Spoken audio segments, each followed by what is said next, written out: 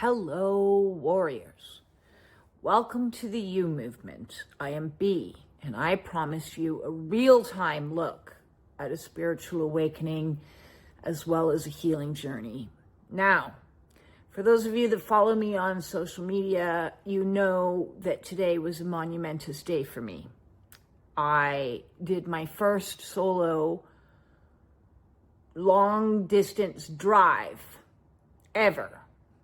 Now, granted, it's not as big as your one that's rowing from California to Hawaii in a rowboat by herself. And I gotta say, she was a massive inspiration to me because I kept saying, if she can do that, then I can drive 3 hours. But for me, it might as well have been the same sort of thing. And you're gonna have to excuse me because this is what a real-time look of overstimulation looks like. I have been blessed to be staying at a spiritual warrior's house that she's lent me to stay in as she's away this weekend because she lives in the same town as my son.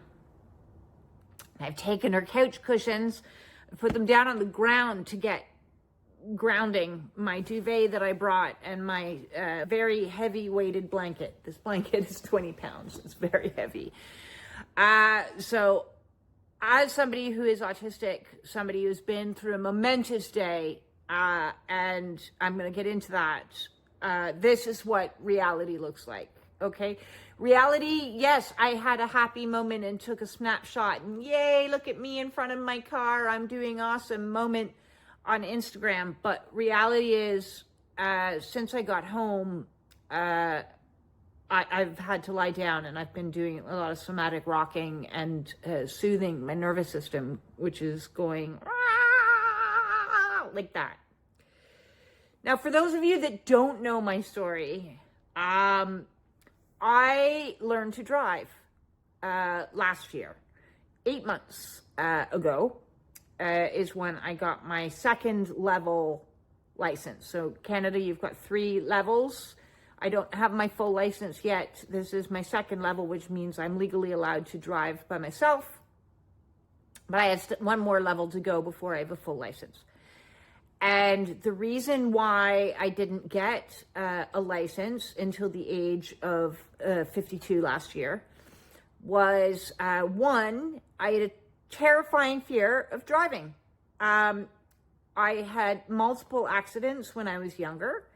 A boating accident, a snowmobile accident, multiple bike accidents, and a car accident. I had a lot of fear around the whole driving thing. And so I also spent most of my adult life making up excuses. Like, I'd rather be drinking, so I'm being responsible by not driving because I'm, going to get a taxi or Uber. Of course, they didn't have Uber when I was younger, but, or other excuses, like 1,000,001. I would find any excuse not to drive, but I knew I had to drive. And when I moved home from Ireland, I lived in Ireland for 10 years, alone as a single mom. And I knew I had to drive, and I started taking driving lessons. This is about 15 years ago when I just started a relationship with my ex-husband. And he convinced me, using my fear against me, that getting my driver's license was stupid and I didn't need it. And I very stupidly was like, yeah, you're right. Okay. And it's very easy to convince somebody who's scared of doing something not to do it. Even though the most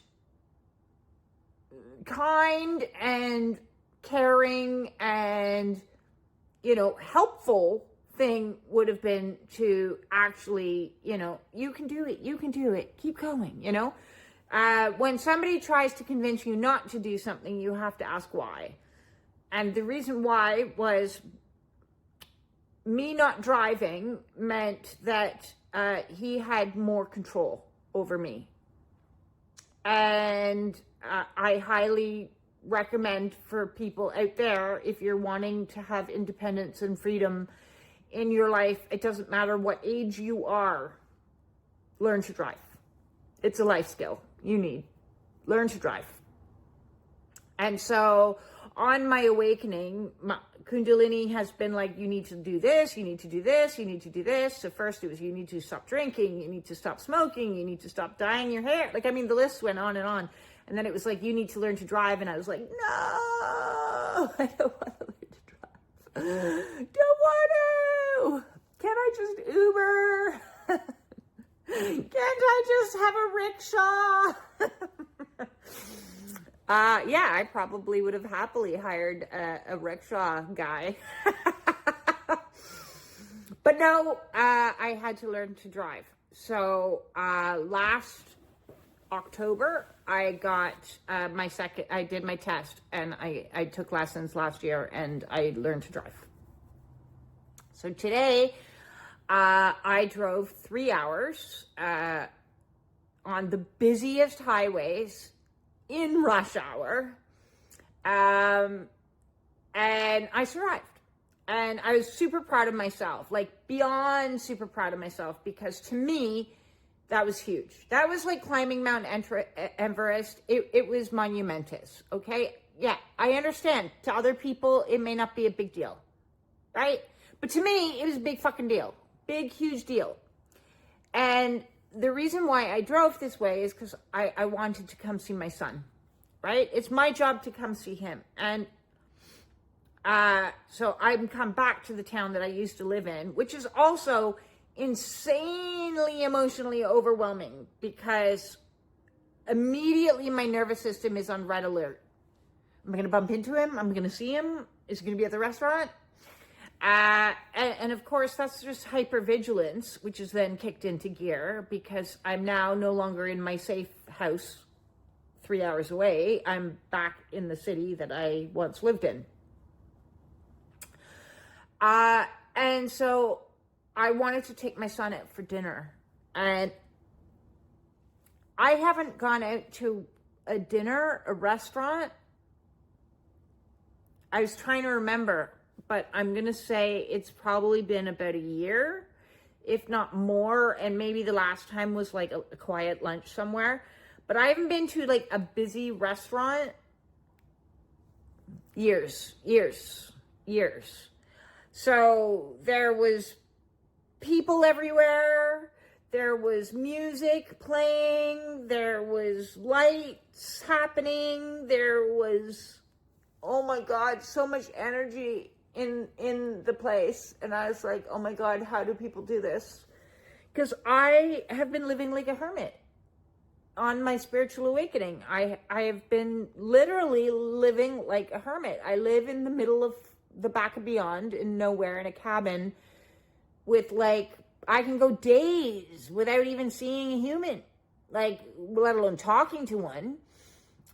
So to be immersed with like cars, traffic, this, that, the other, oh my God. And then restaurants and noise and clattering plates. And as an autistic person and somebody who's been going through Kundalini awakening, and somebody whose nervous system is like fried from all the things that I had to endure on my awakening process, like, that's a lot, man. That's a lot. So the reality is, when you do something big and push yourself past your comfort zone and, you know, yay, succeed, you're going to find yourself down on the ground, trying to regulate a body that was like vibrating. Like I like, it felt like I was plugged into an electrical socket, like, so on the one hand, I'm like super proud of myself. And on the other, I'm like, oh my God, like, this is so much. This is so much. Kundalini awakenings are like stripping away all the padding and all of the protections and all of the tools that you once used to numb yourself, and leaving you exposed. And it's like, I often describe myself now as being like a whippet with Tourette's. Fuck, fuck, fuck, fuck, fuck. Like so much anxiety, and I'm processing through it the best I can. But it's really important to me on this mission that I'm doing with the whole You movement is that people understand I share my stories and I share my experiences so that somebody else doesn't feel like a big pile of shit. Because I spent my life hating myself and putting myself down, and I would have been way too mortified to do a video with me lying on the ground, shaking with this anxiety blanket, and like, no, I just refuse. I absolutely flat out refuse to be made to feel in any way, shape, or form bad because I struggle after what I've been through. Like anybody would struggle after what I've been through. I dare anyone. Like now I have like a certain, even in my anxiety, I have like a certain amount of like defiance and ballsiness to say, I dare anyone to lay judgment on me, least of all myself. I'm not going to lay judgment on myself for still having a dysregulated nervous system, or still having hypervigilance, or still having brain chemistry that like fires off adrenaline while I'm sitting on a highway and it's got massive trucks all around me, like I dare anyone at all who thinks critical thoughts about, how I choose to show up in the world, to lose 130 pounds, to cure all your diseases by altering every single food you eat, to let go of alcohol, smoking, pot, pharmaceuticals, even Tylenol. I don't even take that anymore for pain. I sit in the pain when I have pain. All of your friends, your entire family, your marriage, and go through, and not just like a normal breakup, like a normal peaceful divorce. You find out that your entire marriage was a lie. 15 years of your life was a lie. That they actually are a criminal, even though they've managed to evade justice so far. And they confess to that. They confess to an affair. They confess to never having loved you in the first place, that the entire marriage was like a scam. And going through a legal battle, losing your job, losing all your financial resources. Luckily, that one's been restored temporarily. Having to move 3 times, having a concussion. Like, come on. And I have to lie on the ground to somatically rock and orient myself and say I'm safe, and these thoughts that I have aren't true, they're not accurate, everything's okay. I dare anyone to go through everything that I've been through and come out the other end and look like an untouched, calm as a cucumber person with absolutely no tremors, no invisible wounds, no nothing. I dare you. I double dog dare you. So I wanted to show this video because I wanted to show you, like, this is what it's really fucking like. This is what living is really like, is day by day by day. And some days are hard as hell, and other days challenge you to go push your nervous system even further. You know, sure, it would be really easy for me to just go, okay, tapping out now, that's it. I'm going to just become a hermit. And, you know, they once called me agoraphobic, so I'm going to just be agoraphobic, right? I'll just take that diagnosis now, even though I rejected it then. I'm going to take it now, and I'm going to spend the rest of my days never leaving my home, and I'll work from home, and I'll order in, and everything will be fine. I could choose that, but that's not what I'm choosing. I'm choosing to face each fear as it comes. I'm choosing to get up every single day and feel every single emotion that I feel, and whether that is anxiety, whether that is overwhelm, whether that is fear, whether that is terror, panic, anger, rage, hatred. I don't care what emotion it comes. I'm going to just feel it. I'm not going to become it, but I'm going to feel it. I'm going to allow it to flow through me, and I'm going to be like, okay, what's the best environment that I can do while I'm experiencing this? Oh, lie on the floor comfortably?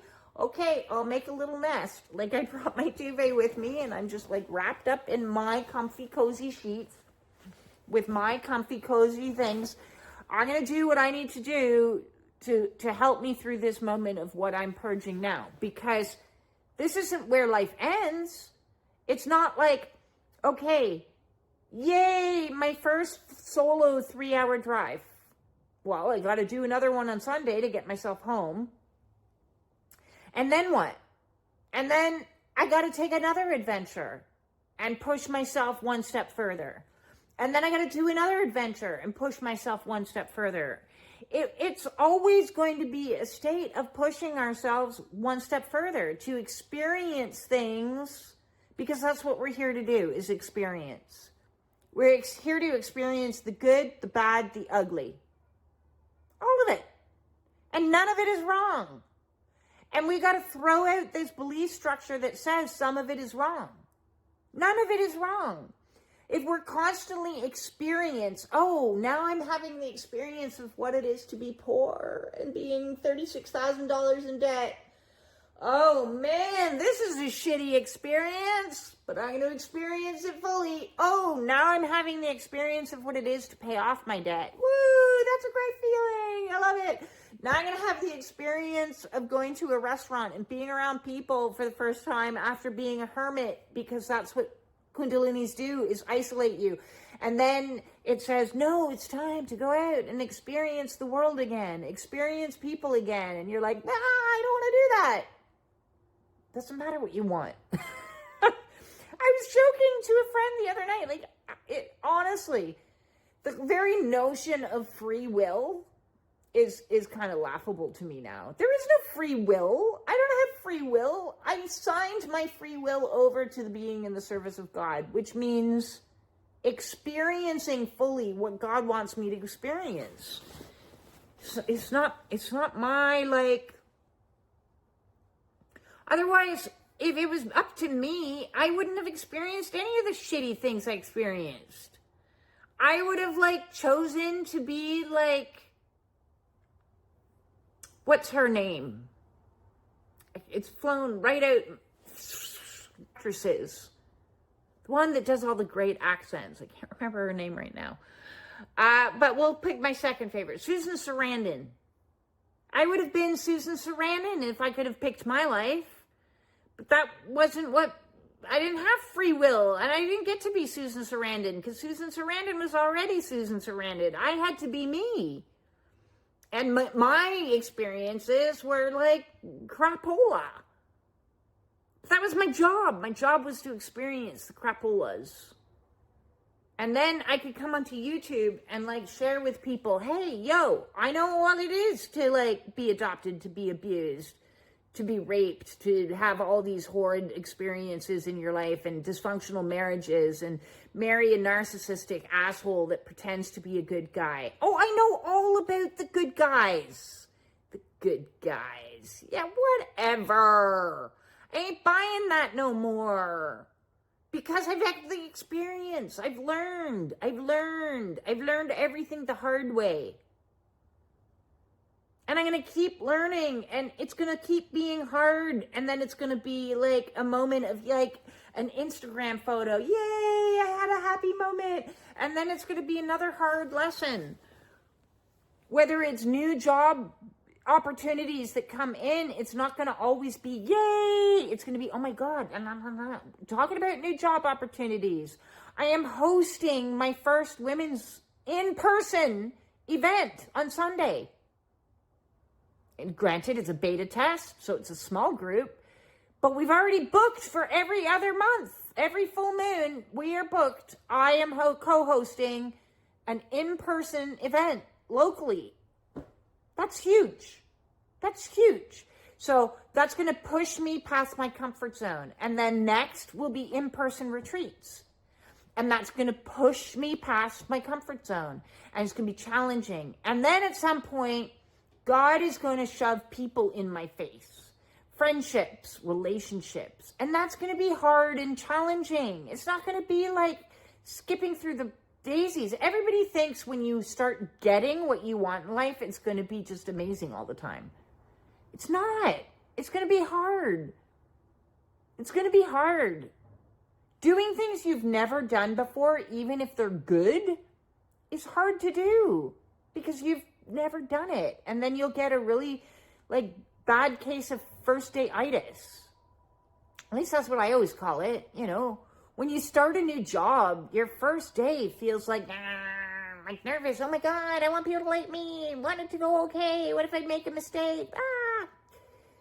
So when we step into the new, there's going to be first day-itis over and over and over again. There's going to be new challenges. Because we're not allowed to stay in my comfort zone now has become my hermit existence. I've gotten used to that. And as soon as you get used to something, God's going to evict you. And be like, okay, right, you're comfortable being alone now? Great, now go be in a restaurant full of 100 people. What? Why would I want to do that? Because I said so. Go. Start hosting events with hopefully one day 100 people or more. Can you imagine? Yes, I can actually. But when it comes to it, the reality of it, there's going to be more and more and more experiencing of emotions. And so we're going to have to learn to allow our emotions, to facilitate our emotions, to rock if necessary. How do I function in the world as an autistic, sensitive starseed? When I'm going to be continually challenged by new challenges. God guide me. God guide me. In regards to the driving thing, I'm on the fence, people. I'm on the fence. Part of me really wants to take the next adventure and go to Kripalu, a yoga retreat hosted by Craig Holiday in July. I really want to do it. I really, really want to do it. And part of me is like, are you nuts? One, you want to drive 7 hours? Okay, I think I can handle that one. I just break it down into days. Leave a day early and stop and camp. I bought myself a nice little camping hammock that I can just tie up between two trees. Or I could stay at a B&B if I didn't want to stay in my little hammock. But then there's the, oh my God, I'm going to have to enter the United States. No offense to you people or anything, but like, I made a vow, and there's something to be very like observant about. Be careful when you make vows. I made a vow that I would never go into the United States. 15 years ago. I was like, nope, not gonna happen. I am not going there. I will go every other country in the world, but I will not go there. And now I want to go there. I want to go lots of places there. I have lots of people that I know there. So I do. And I know it's in my future. I have no choice. God's already told me you're going to be going into the United States. Me and Fiona, my car. So I got a nice, comfortable car that I could sleep in the back of my car. When I was at the dealership, I said to them, like, can I test the lying down situation in the back of this in case I have to sleep in it? And they're like, what? I'm like, well, I might want to go camping. I want to sleep in the back of my car. So I actually climbed into the back of the vehicle at the car lot, and they're like, this is weird. And I'm like, I don't care. It has to be comfortable. It's very comfortable. I could sleep there very easily. Yes. So I'm going to continually being pushed now to expand. And expansion is as challenging as contraction.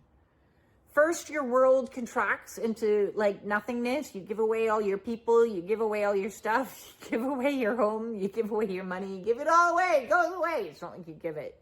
It gets taken. Contraction was very painful.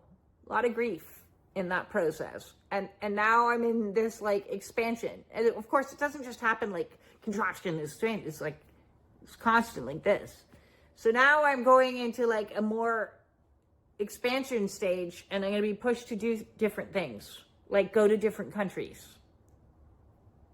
And I'm nervous as crap about it. And I can't exactly bring this with me on an airplane. Weighs 25 pounds. This would cover my entire luggage. Wait. So I'm going to have other tools and other ways to like cope doing things. Because, God damn it, I want to be an adventurous, independent woman.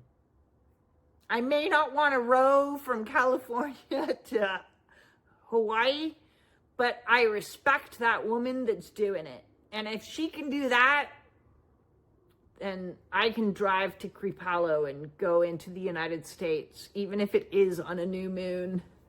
No, not a new moon. Why did it have to be scheduled on the new moon? Why? Why on the new moon?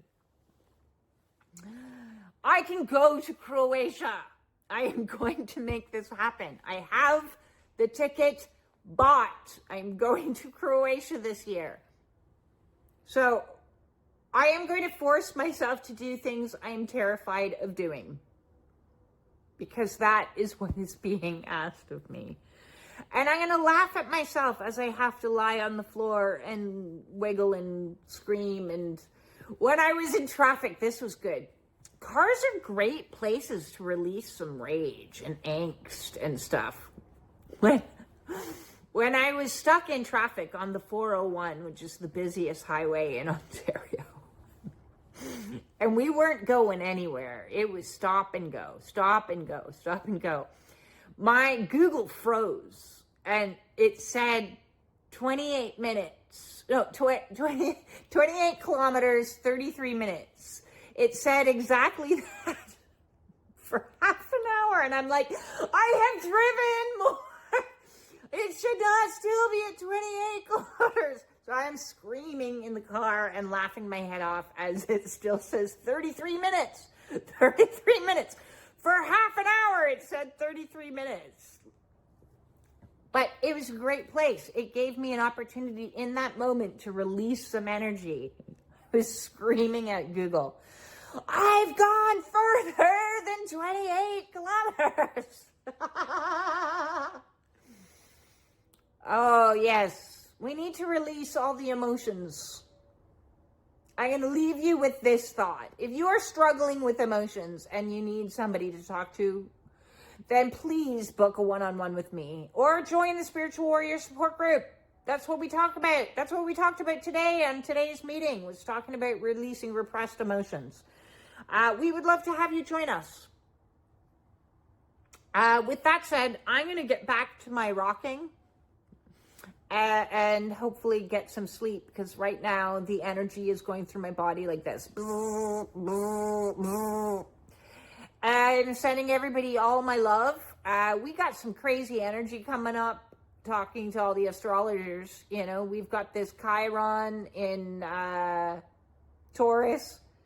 We've got Mercury going into retrograde. We got new energies coming in. Like, yeah, I'm feeling it. Are you feeling it?